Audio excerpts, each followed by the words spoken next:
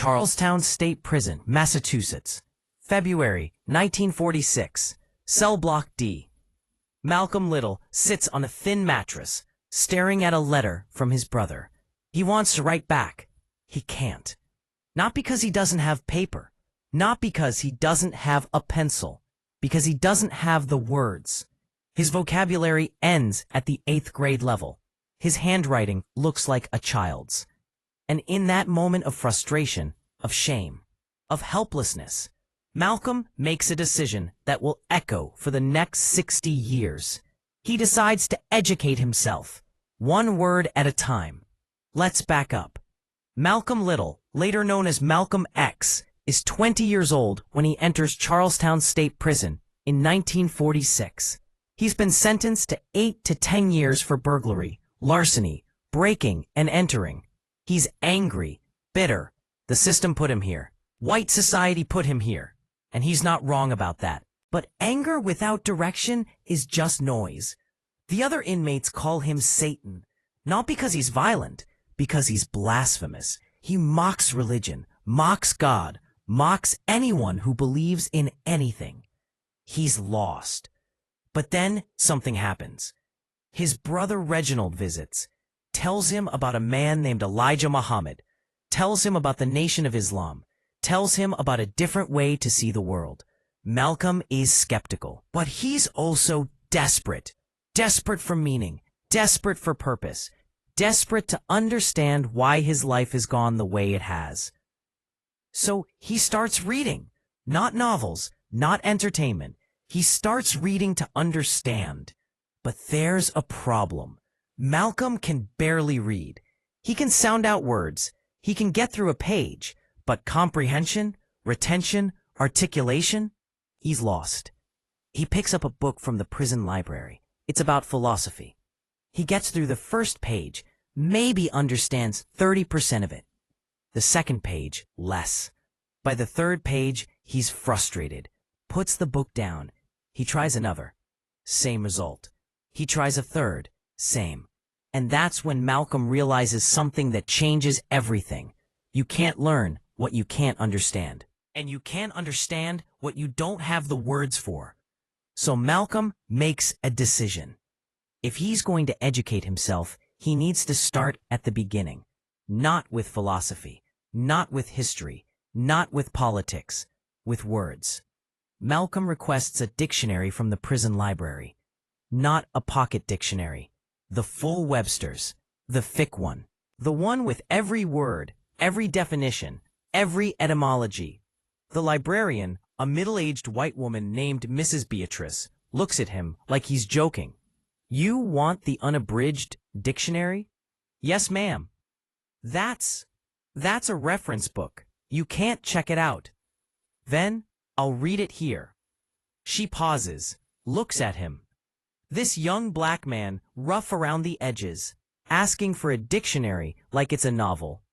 You planning to read the whole thing? Yes, ma'am. She doesn't believe him, but she hands it over. Malcolm takes the dictionary back to his cell, opens it, stares at the first page. Aardvark. He reads the definition, reads it again, doesn't just read it. He copies it, by hand, in a notebook.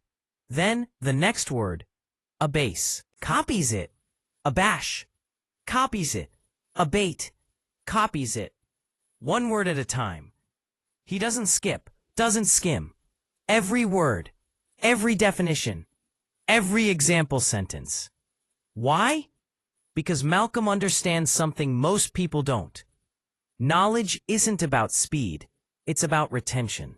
Copying forces you to slow down, to see every letter, to process every meaning, to internalize every nuance. It's painstaking, it's tedious, it's exhausting, but it works. Malcolm spends 15 hours a day copying the dictionary. His hand cramps, his eyes strain.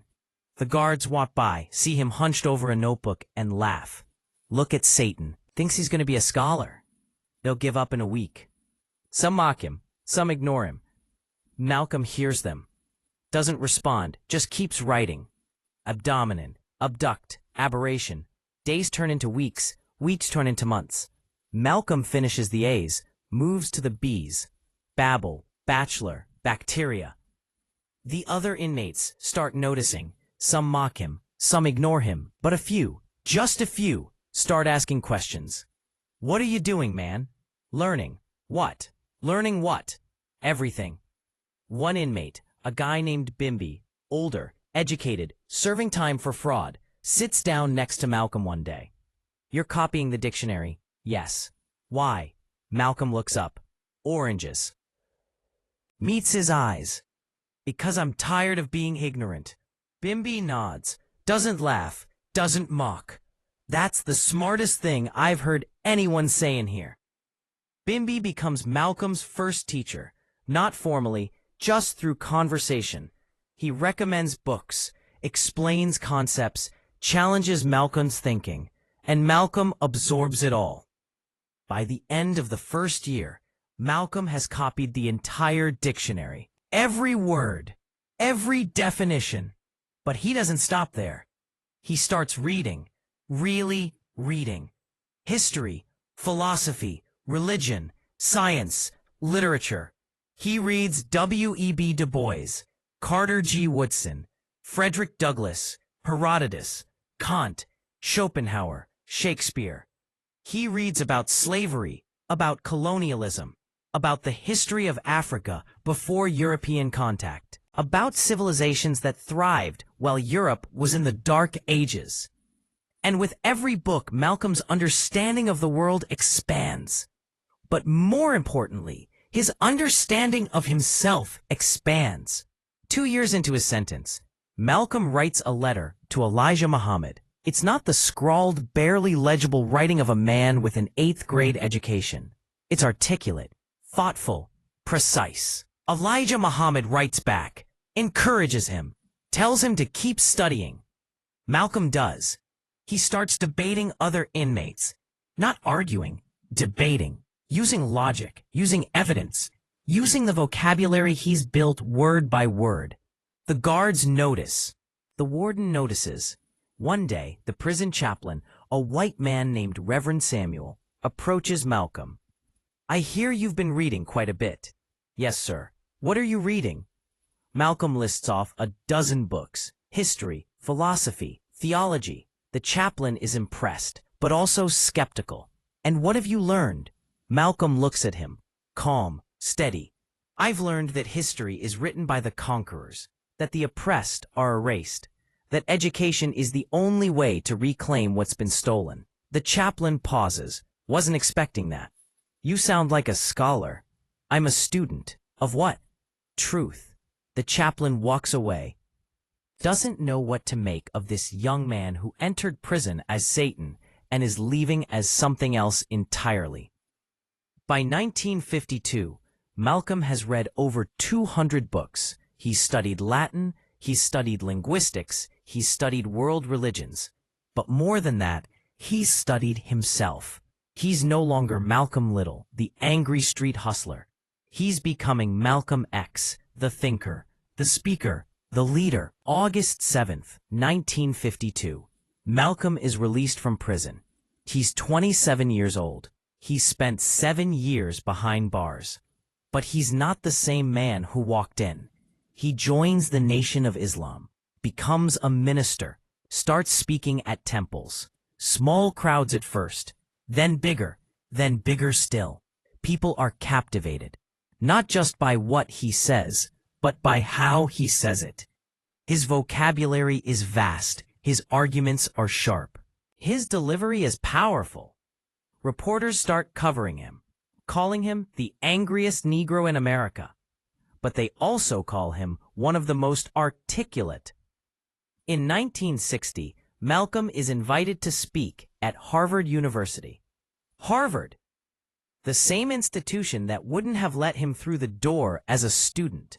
He stands at the podium, looks out at a room full of white students, professors, intellectuals, and he speaks for 45 minutes. No notes, no script, just knowledge, just words. When he finishes, the room is silent. Then one person claps, then another. Then the entire room stands. A standing ovation at Harvard for a man who learned to read in a prison cell. After the speech, a professor approaches him. "Mr. X, where did you study?" Malcolm smiles, small, knowing. "I studied in the best university there is, the University of the Streets, and the library." The professor doesn't understand, but Malcolm does. Malcolm X goes on to become one of the most influential figures in the civil rights movement. He debates James Baldwin. He's interviewed by Mike Wallace. He speaks at Oxford. He meets with world leaders. And every word he speaks, every argument he makes, every idea he articulates, it all traces back to that prison cell, to that dictionary, to that decision to educate himself one word at a time. But here's the lesson. Malcolm didn't wait for permission to learn. He didn't wait for a teacher. He didn't wait for the right circumstances. He was in prison. He had nothing, and he still found a way. Because education isn't about access. It's about hunger. It's not about having the best resources. It's about using the resources you have. Malcolm didn't have a college. He had a library card. He didn't have a professor. He had a dictionary. He didn't have time. He made time. And that's the difference between people who grow and people who stay the same. Growing isn't about waiting for the world to give you what you need. It's about taking what's available and making it enough. So let me ask you this. What's your prison? Maybe it's not literal. Maybe it's a job you hate, a relationship that's stagnant, a version of yourself you've outgrown, but don't know how to leave behind. And what's your dictionary? What's the one thing you could do right now, today, that would start the process of educating yourself out of that prison?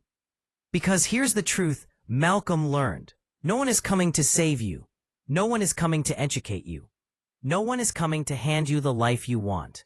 You have to build it, word by word, page by page, day by day. Malcolm X walked out of prison in 1952 with no degree, no money, no connections. But he walked out with something more valuable. He walked out with a mind that couldn't be imprisoned. And 13 years later, when he was assassinated in 1965, he left behind a legacy that still echoes today. Not because he was born brilliant, but because he chose to become educated, one word at a time.